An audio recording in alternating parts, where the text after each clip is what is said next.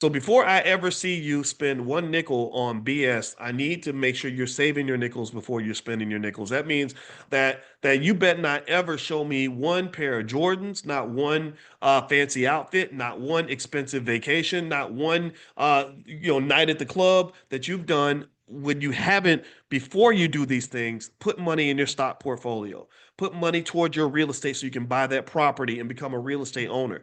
If you have a business, you're putting money into the business, whatever it is you got to do, saving your savings account, all these things get addressed before you start feeding the white man his money back.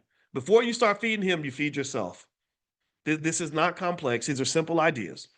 Financial security is a tip top priority, number one, period, without a doubt. We can go deeper. There's other things too. For example, all the different ways there are to make money.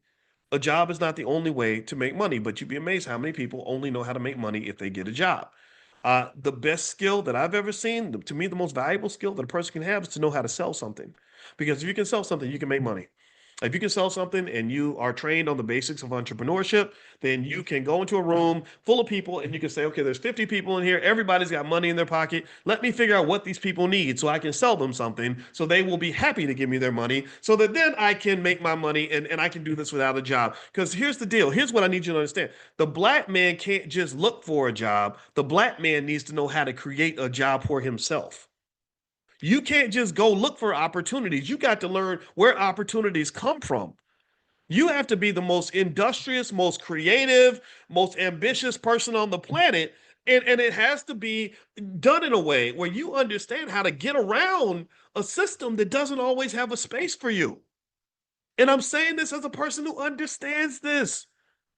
As a young black man, I have no idea. I'm gonna tell you the truth. Nobody in my family is like me. I don't know where it came from. Nobody in my family is like me. I didn't grow up in a family where it was like "Assalamu alaikum, black man." No, I didn't grow up with it. I just had a sense of justice. When I was little, my mother used to say, "Boy, your mouth will either make you great or get you killed." I'm curious to see which one.